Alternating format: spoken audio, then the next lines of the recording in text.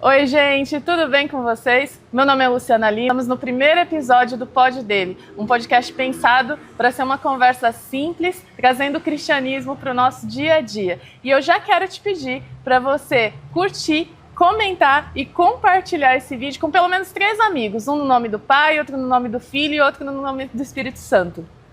Eu sou a Janaína, pessoal, e é claro que para o nosso primeiro episódio não poderia ser diferente. E hoje nós temos a honra, o privilégio, a alegria de conversar com a nossa pastora, Tatiane Odilon, nossa Tati, nossa amiga, nossa pastora. Que bom ter você aqui, que alegria ter você aqui. É uma honra participar desse podcast com vocês. Estou com bastante expectativas. A última vez que a gente conversou com o pastor, nós tivemos o privilégio de conversar, bater um papo aqui com o nosso Lúcio Pastor, seu excelentíssimo esposo. Ele falou uma coisa que alugou um triplex dentro da minha cabeça, que foi a questão dele não ter contado para você que ele tinha um chamado pastoral. Existia uma profecia de que ele seria pastor.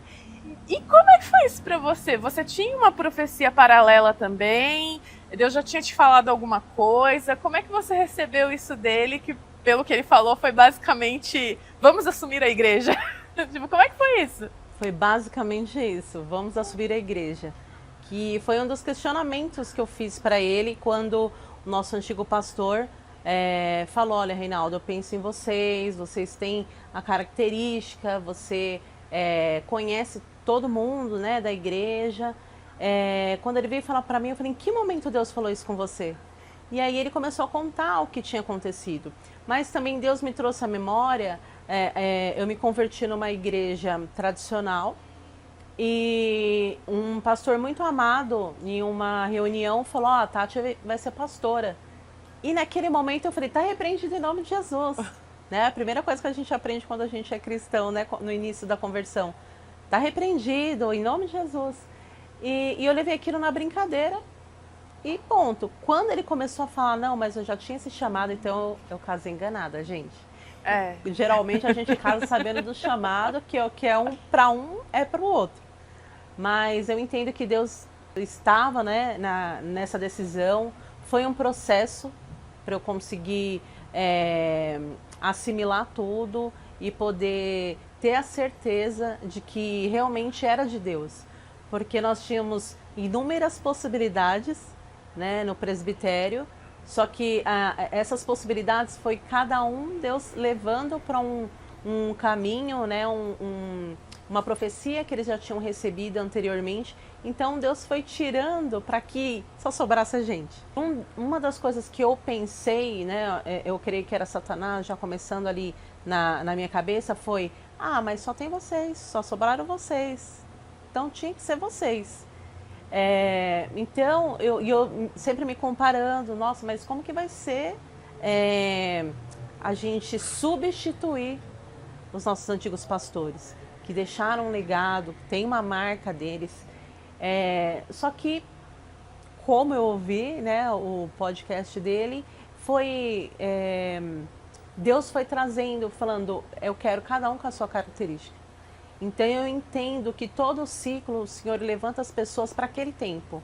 E para esse tempo, para o tempo que Ele tem para a nossa igreja hoje, tinha que ser a gente, com as nossas características. Perfeição, jamais, né? Mas temência, amor à obra, isso a gente sempre teve. Mas foi um processo até que isso viesse realmente, Ele ouvir e Deus ouvir da minha boca, sim. Falou que foi um dia num culto muito poderoso, né? Eu até comentei na hora que ele estava falando. Eu lembro desse culto, que foi realmente algo assim, sobrenatural aquele culto. A Lu também estava aqui, ela comentou.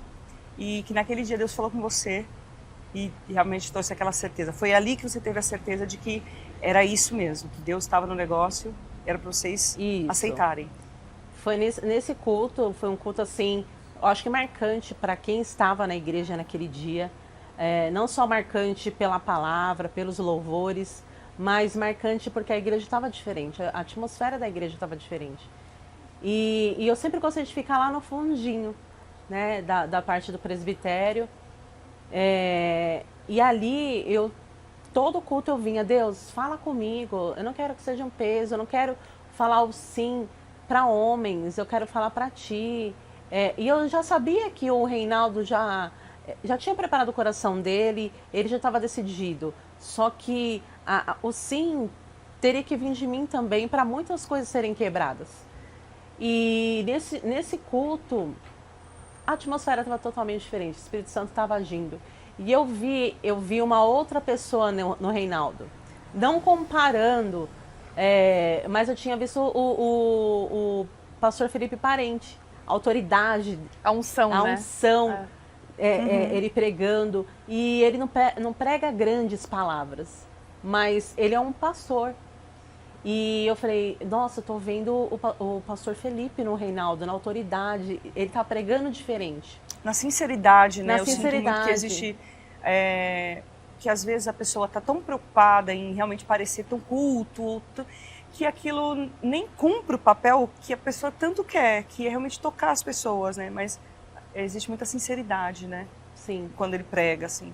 E eu não me recordo exatamente se foi a primeira vez que eu ouvi ou se era a segunda vez que eu tinha ouvido aquele louvor de Pedro. Foi uma oração.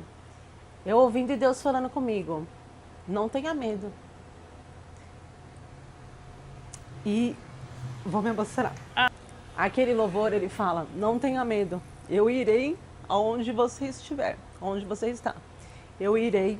Então, assim, não tenha medo, porque não é sobre nós. É só para nós estarmos no barco, fazendo aquilo que Ele chamou a gente para fazer. Porque capacidade nós nunca teremos. O que Ele quer? Um coração sincero para ouvir o que Ele quer falar com a gente. E naquele dia, eu falei assim, amém, Deus. Eu falei, amém, Deus. Eu não compreendo, mas eu aceito.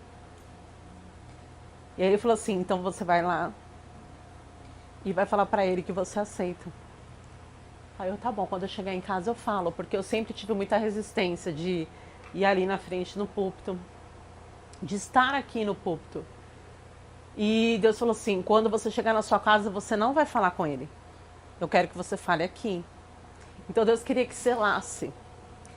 De repente, para as pessoas que tinham dúvida, para o próprio pastor, porque naquele dia ele ouviu também de Deus. A Tati aceitou. Então a gente tem até uma foto que me marcou muito, eu guardo bem essa foto, porque foi o dia que eu falei, amém. Eu irei aonde o Senhor estiver. A gente, como igreja de Itapevi, a gente tem uma profecia de que estamos em vias estamos vivendo, eu acho que é o comecinho da terceira onda. E quando a gente olha, eu cheguei na igreja no final da primeira onda, eu vivi o final da primeira onda, e aí vivi toda a segunda onda, e senti, e era uma coisa que eu tinha como membro, assim, um ciclo está realmente se encerrando e se iniciando outro. E então a gente tinha essa profecia da terceira onda. Qual é o peso dessa terceira onda para você, como líder, como co-líder? É uma grande responsabilidade. Eu sempre falei para o Reinaldo que as profecias sobre a igreja, independente de quem estivesse aqui, o Senhor vai cumprir. Só que, como líderes da igreja, Ele quer saber o nosso coração. Então, todas as vezes que a gente vai orar, que o Reinaldo fala, vai multiplicar, nós temos profecia de multiplicar. Eu falei, Reinaldo, também vai ter os desafios, dobrando de tamanho, a gente vai ter o dobro de membros, o dobro de pessoas para a gente cuidar.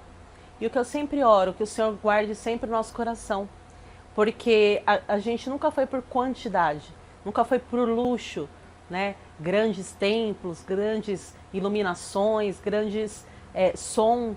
O que nós sempre almejamos, que a presença do Senhor esteja fluindo no nosso meio. Porque o que a gente vê hoje na igreja brasileira é tamanho. E o que pouco a gente vê na igreja brasileira é o Espírito Santo de Deus. O Espírito Santo que cura, aquele que restaura, aquele que a gente vê casamentos renovados, famílias ali com seus filhos sendo batizados em línguas. Quantas profecias a gente teve aqui que enfermos seriam curados, e eu creio em nome de Jesus que a gente vai viver isso. Mas para que a gente viva isso, a gente precisa dentro do nosso coração buscar a presença de Deus, buscar o primeiro amor. O que é o primeiro amor?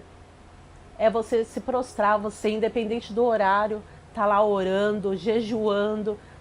Eu lembro que eu ficava mais de 12 horas. E isso eu poderia ir trabalhar. Hoje não, né? Não sei se pela idade também, né? Mas eu não posso ficar muito tempo sem comer. Então, geralmente, quando eu vou para o trabalho, eu procuro não, naquele dia que eu vou presencial, eu procuro não fazer jejum com medo de passar mal no trem, passar mal em alguma condução, ou, enfim. Para não fazer o jejum de tolo, né? E então eu prefiro fazer isso em casa, mas antes não. Vou ficar só de água, muitas vezes já fiz jejum de mais de 12 horas sem água, zero. E ali, ó, orando, na hora de entregar, não entregava de qualquer jeito. Eu ia no banheiro da empresa, orava lá, independente se estava sujo ou não, buscando a presença do Senhor, levantava de madrugada, lia, andava muitas vezes a pé, evangelizava, e é isso que a gente tem que resgatar. É isso que eu sinto falta. Por quê? Porque eu sei que eu fazia isso. Assim como muitas pessoas dentro da igreja. Vão se passando os anos, a gente acostuma, né? A gente vai só cumprindo uma escala. E a gente precisa lutar contra isso, para que essa mornidão não venha nos impactar. Onde a gente entre na igreja e espere pelo outro. Nossa, mas o louvor tá frio, ninguém tá glorificando o Senhor. É a gente. Enquanto a gente não parar de olhar para os lados, o Senhor não vai fazer em nós. Porque é através de nós que muita coisa vai fluir dentro da igreja. Então a minha oração é para que o Senhor guarde o nosso coração independente do tamanho. Porque a gente sabe que a soberba pode vir, é eu que fiz. E essa humildade que as pessoas veem em nós, que é real, não é uma coisa fingida, nós nunca almejamos estar onde nós estamos. Desde quando a gente foi levantado a líder de casais, nunca foi um status. Eu queria servir ao Senhor. Eu gostava de ficar lá na tesouraria escondidinha, gostava de ficar lá atrás, ele na câmera, eu ali sentada com ele, nunca quis holofotes, nunca gostei das pessoas falarem, nossa, Tati, você é isso, se não fosse você. É sobre o Senhor. Então que a minha oração é sempre que o Senhor guarde o nosso coração, independente do nível que a igreja crescer. Falando um pouquinho sobre essas 3 ondas que a Lu comentou, falando de pastoreio mesmo, né? Eu tenho a impressão que, assim, nós passamos por uma primeira onda que era um pouco mais coração e passamos por uma segunda onda que era um pouco mais a razão e o crescimento, né? E essa evolução mesmo, né? Essa prosperidade em todas as áreas que eu digo. E eu vejo nessa terceira onda um equilíbrio de tudo isso, sabe? Entre esse coração que nós já vivemos e que é muito bom, e esse lado mais racional e que olha realmente para crescimento, para maior maturidade, então que tem esse equilíbrio, e eu acho isso tão legal, né, que tenha isso agora nessa terceira onda, né, nesse terceiro pastoreio, que é essa junção das duas coisas. Eu vejo desse jeito, né? Não sei o que você acha, não sei o que a Lu acha. Lembra muito aquela parte da Bíblia que Jesus leva Pedro e mais alguém pro monte. E aí lá aparece a lei, Moisés representando a lei e Elias representando o profético, né? E aí aquilo para mim tem uma tipificação de que não é só a lei, que é Moisés, e não é só Elias, no profético, que é Elias, mas Jesus é o equilíbrio. O equilíbrio, a junção. Né? A junção. E que Jesus é o perfeito. E aí quando eu penso na terceira onda da igreja, eu vejo exatamente isso. Talvez o profético, aí a lei, e aí veio o equilíbrio. Sim. O equilíbrio de ser Jesus o centro. Eu vejo isso nessa terceira onda dessa igreja. Eu vejo os nossos líderes, a pastora, o pastor, levando a gente para esse encontro com Jesus, olhar para Jesus, olhar de novo para Jesus. E aí alinhando motivações, alinhando expectativas, alinhando todas essas coisas. E para você, como é que é essa questão de equilíbrio mesmo? Porque você acabou de falar, vai para o trabalho, tem a princesa, que a Alice é A Alice parece 5 crianças, né? Tipo, ela não é uma criança convencional, ela é esperta demais e isso demanda energia dos pais. Como é que é esse equilíbrio com igreja, com a maternidade, com o casamento? Como é que é para você? É vários pratos, né? Mas a gente já tinha uma rotina bem árdua. Então, só acrescentou um pouco mais, mas não saiu totalmente do que a gente vive.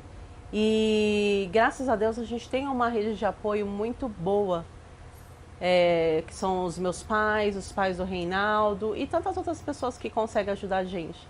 Então, quando eu sei que aquela rotina vai ser muito pesada e eu não quero que ela sinta esse peso, para não ser mais um número, né, mais uma estatística, de que o filho de pastor não é cuidado, a gente ensina, a gente faz devocional com ela, ela tem a personalidade dela muito marcante e a gente trabalha para que seja para o bem, né? Equilibrar tudo isso às vezes é um pouco pesado, mas ontem mesmo eu estava conversando com uma ovelha e falei assim, eu gostaria tanto de estar aqui no culto dos teens, o primeiro culto. E eu falei, mas infelizmente eu não consigo estar em todos, mas eu gosto de estar. Eu não faço isso para mostrar para a liderança, né, do ministério que nós estamos aqui para que vocês vejam, não, porque eu gosto de sentar, receber, eu gosto de ouvir o que o Espírito Santo de Deus vai falar com a gente naquele momento. E além da minha filha gostar de estar na igreja, a minha família entender todo o chamado, eu tenho um esposo muito parceiro. Então, a gente não faz nada que vá nos impactar dentro da nossa casa. Os nossos momentos como marido e mulher, a gente dá prioriza. Um jeito, né? Se organiza. Mas não tem aquela cobrança, igual a gente ouve muito. Eu falo igual a gente ouve muito, porque como a gente já passou pelo Ministério de Casais, a gente vê como que é o peso. Tem homem que fala, a casa está suja. Ele não, se a casa está suja, está tudo bem. A gente dá uma varridinha ali, dá um tapinha na casa, lava a louça, limpa o fogão, arruma os tapetes, então a casa está limpa. E quando der, a gente vai e arruma. Eu não coloco esse peso sobre nós. Então, não fica tão cansativo, maçante. Eu não quero que a obra do Senhor seja, olha Deus, eu estou ali fazendo a obra do Senhor, olha como que eu estou derrubada. Primeiro, que não faz parte do meu perfil, me vitimizar. Mas, às vezes, quando eu estou muito cansada, eu falo. Então, eu consigo lidar bem com isso, porque exatamente eu tenho um parceiro dentro de casa, tenho minha rede de apoio que é meus pais, e a minha filha é uma bênção para a gente. Então, assim, a gente consegue lidar, o Senhor nos dá estratégias para conseguir conduzir tudo com leveza. Às vezes a gente olha para a Pia e fala, depois. Matilde, gente. Depois, Pia. Matilde é vida. Profetizo no nome de Jesus que todas as donas de casa têm uma Matilde na vida. É a máquina de lavar. A máquina de lavar. A Matilde é meu amor. Outro dia eu vi um negócio que você colocava uma tábua assim em cima, colocava louça, uma tábua, e aí na bancada parecia que não tinha nada, mas embaixo da tábua estava toda a louça suja. Quem não tem a Matilde pode conseguir uma tábua, colocar ali. Como é que foi o seu processo de conversão? Você já veio convertida para esse ministério? Você se converteu nesse ministério? Como é que foi? Eu me converti numa igreja tradicional. Fiquei por 9 anos nessa igreja. E uma amiga minha me convidou para ir no Bola de Neve, porque o marido dela começou a ir para a igreja, se converteu e gostaria de congregar lá. E ela era de uma outra denominação. Como a gente trabalhava juntas, ela que me evangelizou. Então eu falei, não, eu vou com você. E aí, a partir daí, a gente começou a ir todas as quintas-feiras na sede. Porque no domingo a gente tinha cada uma o seu compromisso, a sua escala na igreja onde a gente congregava. E então eu saí, como é uma igreja tradicional, 8 horas acabava o culto. Eu saía correndo, já tinha o horário do ônibus. Pegava o ônibus, chegava em casa correndo e assistia o culto da sede online, porque lá começava às 19 horas, então até começar a palavra em si, era o momento que eu estava chegando em casa. E aquilo começou a me fazer mal, porque parecia que eu estava traindo a igreja onde eu congregava, porque não estava mais me alimentando. Por outro lado, eu era muito religiosa e algumas coisas não era compatível com o Bola de Neve e com a igreja que eu congregava. E nisso eu comecei a orar, participei na sede, teve um jantar de solteiros, primeiro jantar de solteiros lá, eu era solteira nessa época. E um irmão na mesa onde a gente estava, eu comecei a falar, eu não venho pro Bola porque eu tenho muito ministério, e lá nessa igreja todo ano que muda as pessoas, então eu precisaria esperar esse ano acabar. Aí ele contou uma historinha que me marcou muito, que foi de uma vaquinha, que era provavelmente vocês já devem ter ouvido. Era um sítio onde o fazendeiro só tinha aquela vaquinha, então ele se sentava só naquela vaquinha. Aí vieram 2 forasteiros, dormiram na casa dele e o pai desse garoto, ele sabia que o fazendeiro tinha muito mais potencial, mas ele estava apegado àquela vaquinha. Não, é essa vaquinha, é ela que me sustenta, eu quero só essa. Antes deles irem embora, eles lançaram essa vaquinha no precipício. Então aquela família se viu sem nenhuma possibilidade de sustento, então ele teve que fazer outras coisas. Aí começou a plantar, começou a vender da plantação, começou a prosperar, começou a comprar mais vacas, prosperou. E um grande dia depois, esses mesmos forasteiros passaram lá e viram que aquela fazenda linda, tudo próspero. E aí perguntaram pro fazendeiro, nossa, quando a gente se hospedou aqui, não tinha nada, só uma vaquinha, o que aconteceu? Ah, um belo dia a gente acordou, a vaquinha tinha morrido, caído do precipício. Aí a gente começou a plantar, a vender e ter mais ofertas, mais pedidos. E hoje a gente tem essa fazenda linda. E ele falou, então, muitas vezes você está se apegando a essa vaquinha e Deus tem muito mais para você. Só que lá atrás eu não tinha dimensão daquilo que Deus tinha. Mas eu entendi aquilo como não é mais o seu tempo.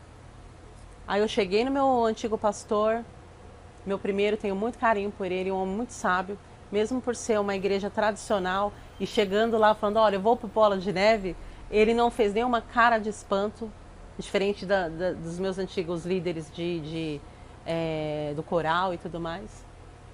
Ele falou, então vamos abrir um jejum de 30 dias para Deus confirmar se é isso mesmo. Eu amei.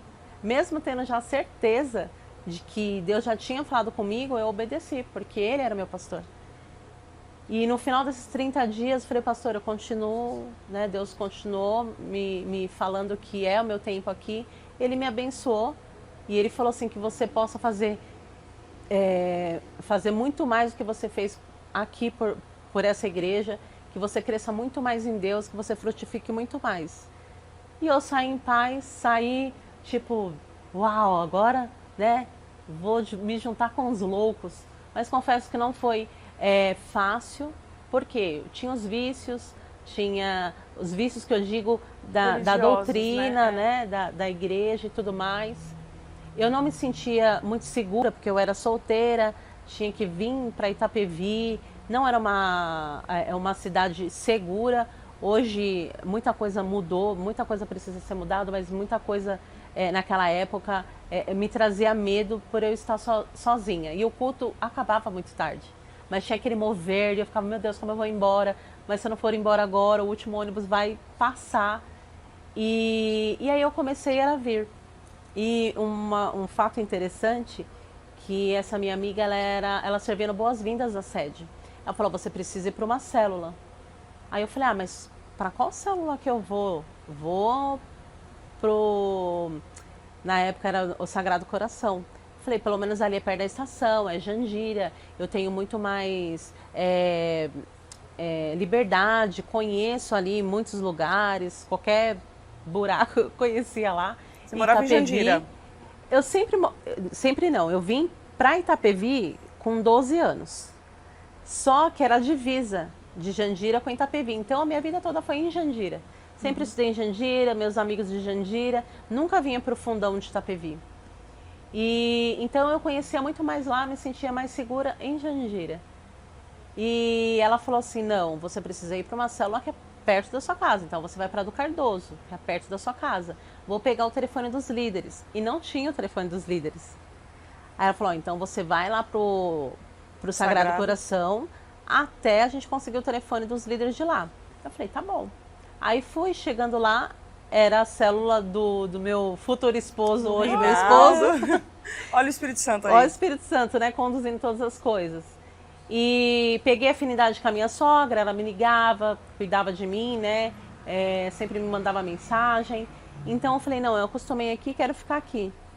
E aí, futuramente, foi acontecendo as coisas e me casei, né? Mas quando você olhou pra ele, já bateu isso que assim eu ou queria não? saber. Não? Ele brinca pra todo mundo falando que eu que olhei pra ele, me apaixonei, não. Foi um processo. Primeiro porque eu já vinha de um outro relacionamento, então eu não estava querendo nada novo. E ele, por ser mais antigo da igreja, um homem solteiro, com o Espírito Santo, um homem que amava estar na casa de Deus. Então tinha solteiras que ficavam ali. Então eu cheguei e sentei na janela.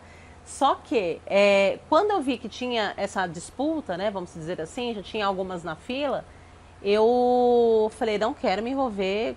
Não quero com entrar nesse nada. páreo. E essa minha amiga, Deus já tinha falado com ela. E ela falava, ora por ele. Eu, não faz meu estereotipo.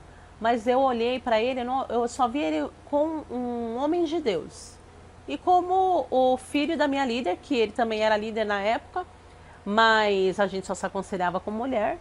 Então, assim, vi ele como uma pessoa legal, uma pessoa de Deus, e não queria me envolver com nada. E como ele não fazia meu estereotipo, então estava tudo certo, não brilhava os meus olhos. Até que ela falou assim, você não vai perder nada. Vai, ora, jejua para Deus confirmar se é ele. Aí eu falei, tá bom, só para você parar de pegar no meu pé, vou orar e jejuar. E abri esse jejum e Deus confirmou nesse sonho de que era ele a pessoa. Você teve um sonho? Eu tive um sonho. Deus fala muito comigo em sonho. E nesse sonho, ele estava sentado num canto de um cômodo, lendo a Bíblia. E eu perguntava para uma moça, o que o Reinaldo está fazendo ali sozinho? E aí ela falava assim, ele está ali te esperando. Então, naquele dia, sim, aí as escamas caíram. Os coraçõezinhos. Comecei. Borbulharam. Aí vem, e agora, né? Como que eu vou fazer? E homem é mais devagar, né? Pra entender. Tímido, que nem ele Mais fala. tímido, né? Ele super tímido. Então, eu também sempre fui muito discreta. Só que o meu sogro desconfiou. Ele falou, Reinaldo, Seu João, quietinho. a experiência de vida, minha filha. Aí seu João quietinho falou assim, a Tati tá. E ele, não, imagina, pai, imagina. Só que aí eu acho que nisso também abriu os olhos dele. Então, às vezes, via o olhar se cruzando, tudo mais. E aí os papos começaram porque ele indicou um livro. E eu tinha ido na Conde com uma missionária que era aqui dessa igreja, a Isabel, que eu amo de paixão, se um dia ela ver esse podcast. E aí ela falou assim, Tati, como que é o nome do livro que o Reinaldo falou? Eu falei, não sei, mas espera aí que eu vou perguntar. Mandei uma mensagem, oi, Lídia, não sei o que. E aí, a partir daí, a gente começou a se falar um pouco mais. Mas como já fazem 10 anos, praticamente, esse ano vai fazer 10 anos que a gente é casado, não me lembro dos detalhes. Mas eu sei que a gente começou a conversar com mais frequência, aí trocava versículo, aí era livro. E aí até que a gente falou dos sentimentos. Aí a gente orou por 3 meses, só nós dois, antes de levar para o pastor. E depois a gente ficou 40 dias sem contato nenhum por telefone, só podia dar a mão na igreja. Foi uma direção dessa minha amiga, que ela que me acompanhava também na época. E depois desses 40 dias ele levou até o pastor, o nosso antigo pastor, e ele abençoou. No mesmo dia, foi uma semana antes do Natal. Já era o pastor Luiz Fernando Já ou o era o pastor Luiz Celso? Fernando.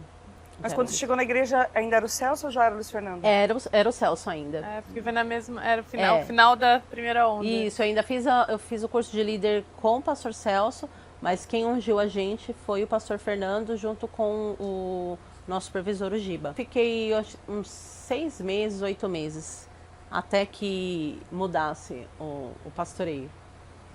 Tati, quando eu olho pra você, te conhecendo, a Lu falou assim, eu cheguei na igreja e você já era a Tati. E eu também tenho essa impressão que você é essa pessoa muito responsável, muito séria, muito comprometida. talvez se cobre bastante a respeito. Você é assim em tudo? Eu imagino que na sua casa você é essa pessoa séria, responsável. Você é assim mesmo? Sou. É? Sou. Eu gosto muito, eu não sou perfeccionista, mas eu gosto tudo muito organizado, eu gosto de deixar minha casa arrumada na medida do possível, minha filha bem cuidada, meu marido bem cuidado, meu cachorro bem cuidado. Eu sou muito responsável, uma das qualidades, porque a gente tem muita dificuldade para a gente falar das nossas qualidades, mas uma delas é a responsabilidade. Então, se você me dá uma tarefa, eu vou realizar com a excelência que eu puder, né? E às vezes até um pouco mais. Então, para mim é muito natural estar nos bastidores. Eu gosto de estar ali fazendo. Acho que é exatamente por isso que a gente não sinta esse peso. Nossa, de novo a gente precisa estar na igreja. Porque a gente já fazia isso. Eu gostava de fazer as coisas para o reino de Deus. E como eu fui por muitos anos tesoureira, em todos os eventos eu precisava estar aqui para reembolso, enfim, para lançamento de nota, porque se eu deixasse para depois, ia virar aquela bagunça e eu gostava sempre das minhas coisas muito certinhas. Eu não gosto que me chamem a atenção por uma falha, olha, você deixou de fazer. Podem me chamar a atenção de eu não ter feito com a excelência que a pessoa esperava, mas jamais por, olha, você não está aqui para fazer, ou você não fez da forma como deveria ser feito. Então eu sempre me cobrei muito por isso. Então acho que pelo fato de eu sempre estar trabalhando, por isso que vocês me veem assim, você sempre foi a Tati, sempre aquela que está ali fazendo, sempre aquela que está ali correndo, sempre aquela que está em todos os cultos praticamente, mas nunca foi um peso. Então eu sinto paz nisso, porque eu nunca fiz para mostrar para ninguém. Eu sempre fiz pro Senhor e dentro das nossas possibilidades. Só que para muitas pessoas, dentro da nossa possibilidade, já era muita coisa. Né? Então, é isso. Ô, Tati, e existiu algum momento de crise? Eu não falo nem na sua fé. Existiu algum momento da sua vida em que você quis desistir? Que você olhou e falou assim, acho que não é aqui que eu quero estar, não é essa vida que eu quero levar. Tipo, existe algum momento, em algum momento de crise, que você falou pro Senhor, posso mudar a rota? Não. Não? Nunca existiu. Nunca? Por que pareça. Nunca existiu. Por quê? Porque eu sempre... Pode orar. Porque eu sempre tive a certeza que o Senhor não faz nada se não for a vontade dele. E pelo fato da gente nunca ter feito nada com as nossas mãos, né? Eu quero, eu almejo isso. Então, tudo foi muito leve. O Ministério de Casais foi muito leve, a supervisão de células foi muito leve, a liderança que a gente tinha na diaconia foi muito leve, porque a gente nunca forçou algo. Sempre foram as pessoas que viam potencial na gente. E toda a liderança que a gente passava, a gente pegava o que era bom daquelas pessoas e o que era ruim para não ser como aquelas pessoas. Então, eu nunca... Acho que pelo fato de eu ter tido uma vida antes de Cristo muito de bagunça, eu não me vejo fora da presença do Senhor. Então, eu nunca me vi voltando para trás, porque eu sabia da onde Deus me tirou, eu não queria voltar mais. Então, o nosso alvo é Cristo. Eu não posso olhar para os lados. Eu não tenho mais essa possibilidade de falar, Deus, eu não quero. Por quê? Porque não vai estar afetando só a mim. Vai estar afetando a minha casa, meu marido, minha filha, muitas vezes a minha família. Então eu não quero voltar para o que eu era antes. Eu quero fazer aquilo que o Senhor me chamou para fazer. Eu quero que meu marido faça aquilo que Deus chamou para fazer. E quero ver as promessas que o Senhor tem sobre a vida da minha filha. Então eu não tenho esse direito de falar, Deus, eu não vou fazer isso. Eu só quero que Ele me mostre que eu estou fazendo aquilo que Ele quer que eu faça. A gente está encaminhando para o final, mas antes da Lu fazer a última pergunta, vamos ter que chamar a senhora aqui de novo, porque eu ia falar sobre isso agora.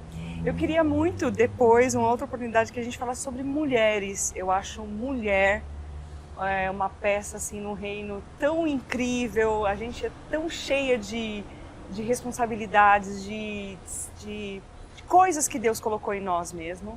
É lógico que o homem é o cabeça, mas nós somos parte fundamental em tudo, principalmente no reino. A gente vê que geralmente quando uma família vem para o Senhor, geralmente é porque a mulher veio e trouxe e levou Jesus dentro de casa. Então a gente vai ter que te chamar aqui de novo, mas Amém. eu queria que você brevemente falasse sobre isso, sobre as mulheres na igreja, o papel das mulheres, a importância das mulheres dentro da igreja. Assim, lógico que a gente vai querer isso depois, Sim. em um outro momento. Mas se você pudesse trazer uma palavra sobre as mulheres, né? A mulher ela tem um papel fundamental. A gente sempre ouve, né, que a mulher é a coluna do lar, aquela que sustenta. Mas é aquela também que ela pode abalar a estrutura do homem, abalar a estrutura dos filhos por uma decisão, por uma emoção. Então, o que eu tomo muito cuidado para eu não agir com emoção. Eu tenho aprendido muito isso. Que primeiro a gente precisa analisar o cenário, primeiro a gente precisa ter certeza de ouvir a voz de Deus, porque a nossa casa pode ser abalada com qualquer decisão que a gente tomar. A mulher ela tem um olhar crítico. Falando por mim, eu consigo passar e observar, isso aqui não vai ser legal. Reinaldo, vamos ter que tomar cuidado com isso. Reinaldo, olha, isso aqui pode ir por um lugar onde contamine outras pessoas. Já vamos tapar isso. E eu, por ter essa personalidade mais rápida, que eu ajo com impulso, mas assim, se tem que fazer, vamos fazer logo. Não precisa deixar para depois. Então eu fico, Reinaldo, já manda mensagem, vamos reunir o pessoal, a gente precisa fazer uma reunião. Então o papel da mulher é fundamental nesse sentido, de analisar, de orar, de deixar as coisas no lugar, para deixar a estrutura no lugar. Porque quando uma mulher ela entende o seu papel, ela consegue impulsionar o homem, porque a mulher ela pode falar, mas você é isso, você é aquilo, você não presta. E aí acaba até trazendo gatilhos na vida do marido de coisas da infância. Então a mulher ela tem o poder de matar a família ou de erguer a família. Então se todas as mulheres entenderem que não é sobre só o marido, marido, você tem que fazer isso, você que tem que orar, você que tem que jejuar, não. Vai você orar que ele vai se constranger, vai você jejuar que ele vai constranger e vai começar a vir. E aí uma mulher forte dentro de casa, ela impulsiona o seu marido, que vai ser o cabeça, o sacerdote, e uma família estruturada. Uma mulher posicionada. Uma mulher posicionada. Porque o que mais a gente vê é o homem sendo mandado pela mulher. É o que eu sempre tenho falado para o Reinaldo. Reinaldo, tem que posicionar os homens, tem que ter mais reuniões de homens. Os homens têm que entender o lugar deles, não de autoritarismo, mas entender o lugar dele de autoridade dentro do lar. É ele que tem que tomar algumas decisões. E é sempre, filha, vai lá falar com a sua mãe. A sua mãe que tem que saber. Quantos maridos a gente hoje que não sabe onde está o garfo? Sabe? Então essas coisas que às vezes acaba sobrecarregando a mulher, porque pela submissão, de não entender o que é a verdadeira submissão. Né? Que não é só servir. Eu amo a submissão. Gente, eu amo a submissão.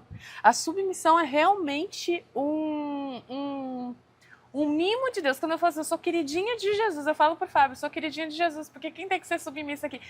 O Fábio, eu falo, meu marido ainda não é crente, mas ele é o sacerdote da minha casa. E isso não foi sempre. Houve um processo porque eu era muito autoritária, eram os papéis invertidos. E eu era tão cansada, era tanta coisa na minha cabeça de tipo, meu marido me ligava, o que o Lucas vai almoçar? Eu tô trabalhando. Então, hoje, quando eu tenho o privilégio de cuidar da minha casa, de cuidar das coisas da minha casa, sabendo que estourou um cano. Eu passei um susto recentemente em casa, que estourou um piso e tal, e eu liguei pro Fábio, e o Fábio resolveu, tipo, rapidamente. Eu falei, gente, que delícia, é isso, é igual aquela trend que fala assim, né, quando eu tô com meu marido eu posso desligar. Exatamente. E só ficar aqui, ele tá resolvendo tudo desse tudo, porque a mulher, ela realmente tem essa sensibilidade que a senhora falou, para perceber, né, para ver tudo, mas ela tem muitas responsabilidades, né? Então, e é aquela coisa que as pessoas falam assim, mas você não se acha capaz? Eu acho, mas eu não quero, gente. Sim. Tipo, eu sou capaz de trocar um pneu, mas eu não quero fazer força para trocar um pneu. Tipo, deixa o meu marido fazer isso. Eu amo a submissão. Eu acho que as feministas, desculpem feministas, mas vocês precisam de Jesus porque vocês são burras. Porque, olha, a submissão é realmente um presente. Que, às vezes eu oro e eu falo assim, Deus, eu acho que o bom castigo para Eva é que você vai mandar no seu marido. Você vai ser a cabeça, porque sobrecarrega a gente, sobrecarrega né? demais. Tem tantos homens apagados, né? Onde a mulher está decidindo tudo, fazendo tudo. E ela está cada vez mais sobrecarregada, cansada, né? E como doente, a senhora falou, eles não sabem nada, não sabem onde está nada, não sabem tomar uma decisão a respeito do filho, a respeito da casa, a respeito do financeiro. Sempre ela sendo que decidir. Isso é muito desgastante. Aí o lar já não é mais saudável, porque está tudo invertido. O filho acaba vendo a mãe de uma forma... Que deveria ser o pai. Que deveria ser o pai. Aí a gente vai gerando aquelas crianças repetindo as mesmas coisas. Padrão. Eu sou como a minha mãe ou eu sou como meu pai. E acha que é normal, que é aquilo mesmo. Aí fica a família desestruturada. Aí onde acontece divórcio. Por quê? Porque a mulher espera que o homem tome a posição dele, mas ela não deixa tomar. Exatamente. E aí quando a gente vê as crianças tudo do jeito que o mundo quer, do jeito que Satanás quer, os homens saindo com várias mulheres ou as mulheres com vários homens. Então, essa responsabilidade que a mulher tem dentro da sua casa. Realmente até de olhar dar um tudo. Passo para trás. Exato. Né? Porque às vezes a gente precisa dar um passo para trás e deixar ele fazer. Exatamente. Deixar ele resolver. Eu posso abrir o pote de maionese, mas vou deixar ele abrir, Às vezes né? eu faço isso com o Reinaldo. Na verdade, é uma Não, meu marido está aqui, então pega o cesto de roupa. Eu posso carregar, mas eu não quero. Mas na verdade eu passei por isso porque o Fábio ele nunca foi um homem mandado, ele sempre foi um homem que se posicionava, mas eu não queria me submeter a ele, então meu casamento era destruído.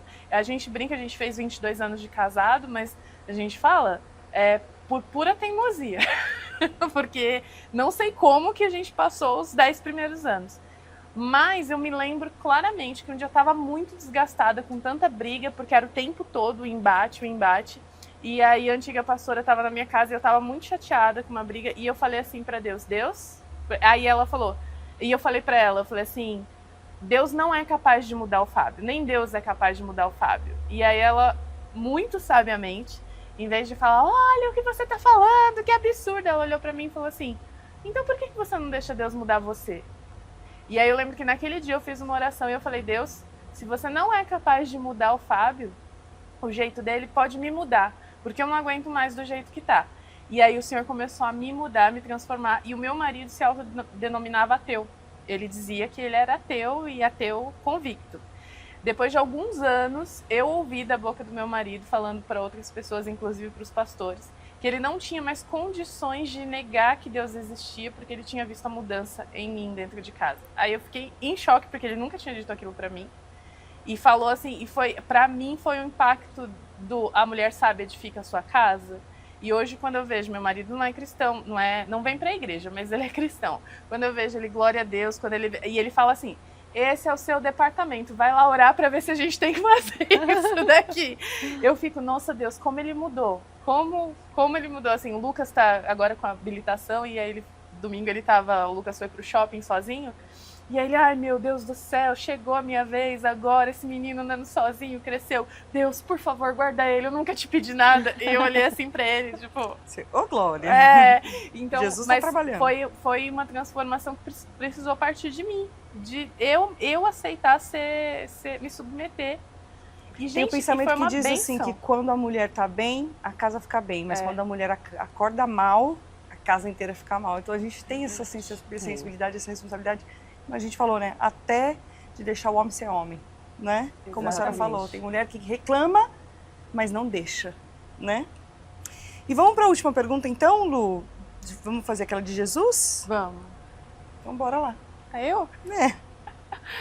Então, se você pudesse caminhar com Jesus, fazer uma caminhada com Jesus no parque, conversando com ele, qual que seria o teor da sua conversa com Jesus? O que a gente sabe que a gente ia abraçar, ia chorar, ia falar que valeu a pena, mas assim, o que vai no seu coração de tipo, se eu pudesse conversar com Jesus aqui, pegar nele, tomar um café com Jesus, tomar um café, qual você acha que seria o teor da sua conversa com ele? Eu ia perguntar se eu estou fazendo aquilo que ele gostaria que eu fizesse. Porque a gente sempre faz, a gente sempre tem dúvidas, a gente ouve das pessoas, mas a gente quer ouvir de Deus, que Ele se alegra com aquilo que a gente está fazendo. Então, certeza que essa é uma pergunta. Deus, eu estou fazendo aquilo que o Senhor me chamou para fazer? Eu estou agradando o seu coração? Porque eu não tenho essa preocupação em saber o que as pessoas estão achando daquilo que eu estou fazendo. Mas para Deus eu ia perguntar. Tô indo bem. Se ele estou aprova, indo bem? se ele está aprovando. Estou indo bem, é isso? O Senhor quer mais? Então me mostra. Porque a minha oração é sempre para que eu faça, Deus, eu quero fazer aquilo que o Senhor quer que eu faça. Que não venha nada das minhas mãos, nada da minha vontade. Eu quero fazer aquilo que o Senhor tem para a tua igreja. O Senhor me escolheu. Então me capacite para cuidar do seu rebanho. É isso que eu quero. Eu tenho uma última pergunta. Congresso de Mulheres 2025? Congresso Bola de Neve Itapevi 2025. Desejo a gente tem.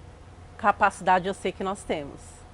Agora é só esperar Deus dar ultimato lá na nossa supervisão. Glória a Deus. Continuamos em oração. Os nossos cafés já estão virando conhecidos, Tradição. falados, esperados. Exatamente. Né? É isso aí. Eu creio. Se não for 2025, vai ser bem próximo, um ano bem próximo. E nós seremos reconhecidas como uma profecia que a gente recebeu. Que aqui ia ser um lugar onde as mulheres curariam outras mulheres, que nós seríamos uma casa onde ia acolher as pessoas que ninguém quer. Então nós vamos ser como mães mesmo. Mas para que nós possamos ser como mães e receber esse rebanho ferido, nós precisamos estar curadas. Amém. Amém. Glória a Deus. Glória a Deus. Obrigada, pastora. Foi maravilhoso. Obrigada por tudo. Assim. Passou super rápido. É. Foi muito gostoso. Eu acho que é igual o pastor, vai ter que voltar. Eu acho que Sim, a gente vai ter que fazer uma assunto sabatina. sobre mulher rende. Nossa, minha filha, rende. Filhos, então cada coisinha que a gente colocar tem assunto. Mas falar de Jesus é sempre gostoso, né? Sempre leve. bom. Glória a Deus. Isso aí, obrigada. Se você Obrigada. ficou aqui até o final, não esquece de curtir, comentar, compartilhar, levar esse conteúdo para quantas pessoas você puder e mandar suas perguntas aqui para a pastora, porque ela vai voltar, viu? Um beijo, Deus abençoe. Até mais.